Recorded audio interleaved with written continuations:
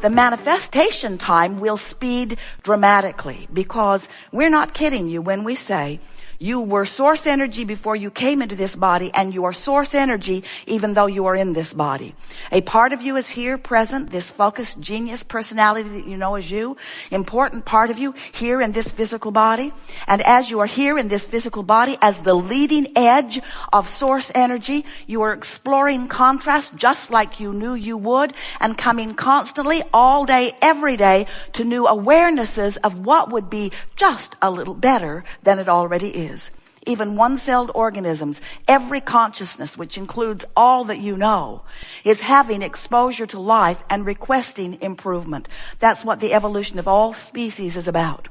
So as you know what you don't want, you know what you do want. And that rocket of desire emanates from you vibrationally. And here's the best part of this that you don't now know consciously, if you're like most humans, as that rocket exudes from you, this non-physical part of you who remained as non-physical energy even while you're here in this physical body, this source energy, God force part of you became the vibrational equivalent of the new request that you set forth, and holds that vibrational place marker, holds that set point, and calls you to it.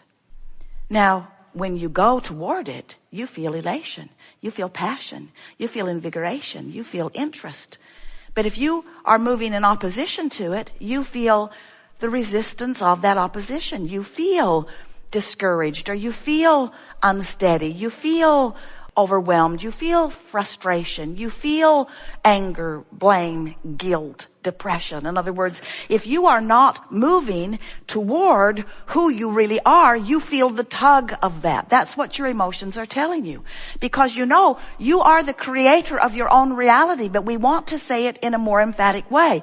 You are the creator of you. The question that this gathering wants to help you ask about yourself and answer is, are you a cooperative component to what you've asked for? Or are you like most people? You're over there beating the drum of justification of why you want it. I need it. I need it because it's hard without it. I want it because I deserve it. I deserve it. And it's just wrong that I don't have it.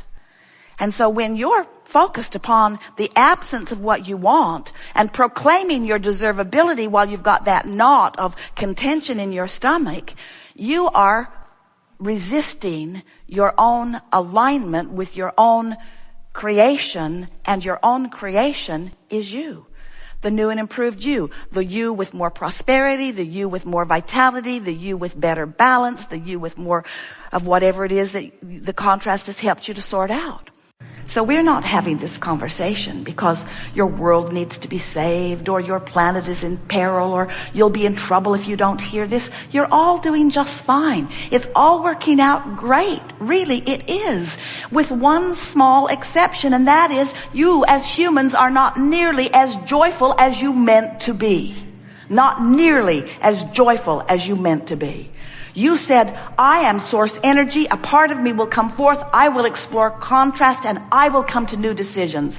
And when a new decision is born out of me, I will feel the birthing of it and a momentary feeling of enthusiasm. And then I will use all of my determination and my willpower and my ability to focus in the direction of my newfound expansion. And I will train myself into the frequency of that until that is my normal vibrational offering. And I know that law of attraction, as it always does, will wrap itself around me with cooperative components that are equivalent to the vibrational stance that I learn and practice and achieve. That's what you said. And you said, and the best part of it. Let's see, what's the best part? Being born? No, not really. Sifting through the contrast? No, not really. Giving birth to a rocket? Maybe, but not so much. The very best part of it is having expanded and knowing that I've expanded because I can feel that I'm not up to speed with my expansion, and then doing something about changing my thought until I get in the groove of the expansion, and then feeling myself be drawn by law of attraction into the cooperative component of the vortex of creation. That's the best part, you said, again and again. And you know that because you're always looking for adventure. You love that thrill of coming into alignment. You adore the feeling of relief. You tense and agonize against negative stuff. In other words, you know that you want to feel good. The reason that you want every single thing that you want, there's no one who wants anything for any other reason than that they believe they will feel better in the having of it. And we want you to understand that it's not the having of the thing. It's not the having of the girl. It's not the having of the boy. It's not the having of the relationship. It's not the having of the car or the empire or the job or the money. It's not the having of those things that you are creating that makes you happy. It's the having of the vibrational alignment with who you are. A woman said to us one day, Abraham, my lover left and now I'm sad. And we said, no, you're not. And she said, to be clear, my lover left and now I am very sad. And we said, no, you're not. People don't always speak what they're thinking. But what she was thinking is, you crazy ghost. Can't you hear what I'm saying? I was not sad. Then my lover left. Now I'm sad. I'm sad because my lover left. But we wanted her to understand all sadness comes from holding yourself apart from the most expanded version of you. In other words, we wanted to explain to her that that relationship had caused her to create a vibrational version of a relationship, and that as she was focusing upon this man walking out of her life, she was focused in opposition to this relationship that she had carved out. That man was never the lover of her dreams. He was just a temporary filler for the lover of her dreams. But the reason she was sad, nevertheless, was not because he had walked out the door. She was just using his exit as her excuse to not be a vibrational match to who she is. You have the ability, no matter what, to focus yourself out of sadness. The reason that so often you don't believe that you can do that is because law of attraction has been active in your life. And if you've been beating the drum of something, law of attraction's been surrounding you with more things like that. So when you get going on something, and it's a far cry, a far vibrational cry from who you really are and all that you've expanded to, you feel bad. And then you begin making a sort of art of feeling bad.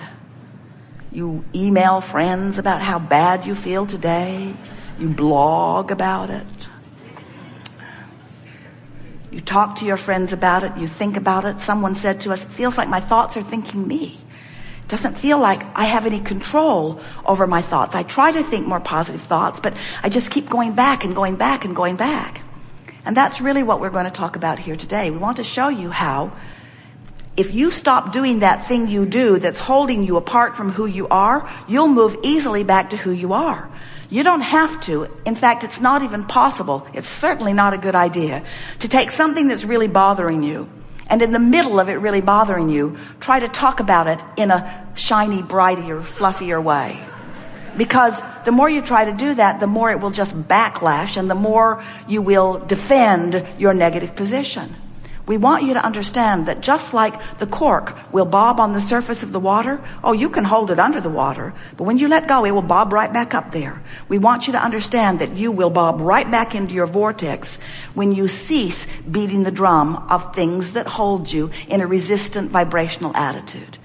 So, if you spend more time in the vortex, it is very unusual when you get pulled out. If you spend more time out of the vortex, it's very unusual when you're able to get in. So it's just a matter of how much time. And there are a lot of people who claim vortex dumb more than they really should. Because it's not about the smile on your face, and it's not about even the words that you're speaking. It's about the song in your heart. It's about the glee in your being. It's about the vitality that you feel. It's about the enthusiasm for life, you see. And if once you tune yourself to the frequency of the vortex and get hooked on it, we want you to get hooked on your vortex, hooked on it. We want you to be addicted to the vortex, addicted to it to the degree that it's just so off when you're not in. You see the world as it exists, where you go to work and you watch people driving in their cars and they don't look all that happy about their cars, and they're listening to stuff, but they don't look that interested in what they're listening, and they go to work and they're not that much interested in work, and they can't wait to go home, but they're not much interested in going home. And then somebody says, let's go to a ball game, and they have a moment of glee. Woo! Drunk, and their team won.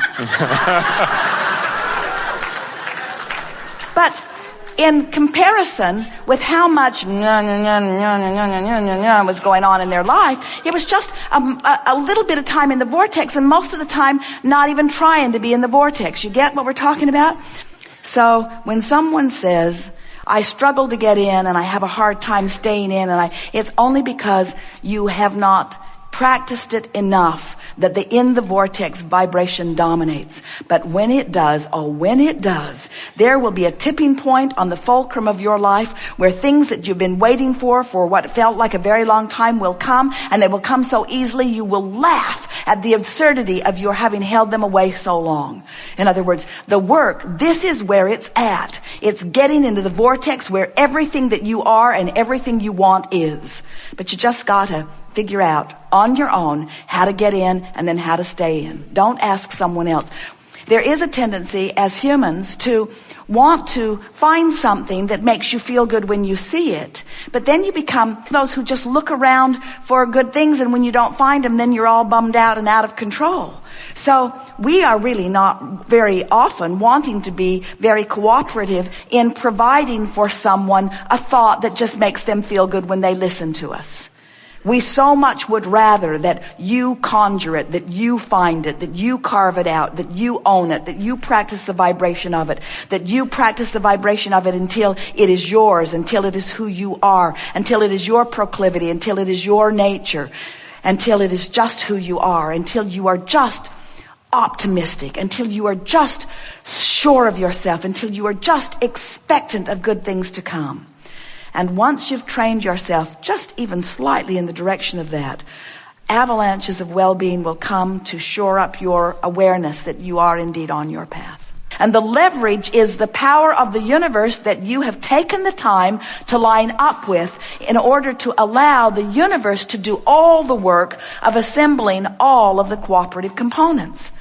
Effort that is offered in action by most people is the effort of trying to make things cooperate, make things line up. But when you take the time, and it's very little time comparatively speaking, to get into the vortex, what happens is law of attraction does all the work, just like gravity holds you on your chair.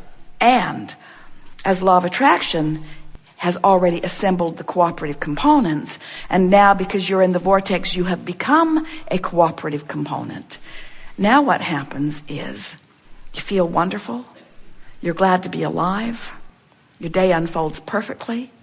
You have activated and engaged the energy that creates worlds and are flowing it through your experience. And that's what every one of you intended to do. Now we want to go back to something that we said at the very beginning of this day. Friends, that's who you are. That's what's in your vortex. Anything less than that is gonna bum you out.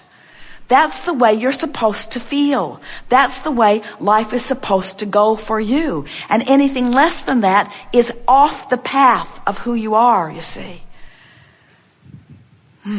Let's leave this gathering here with this very important acknowledgement that you've brought us all around to.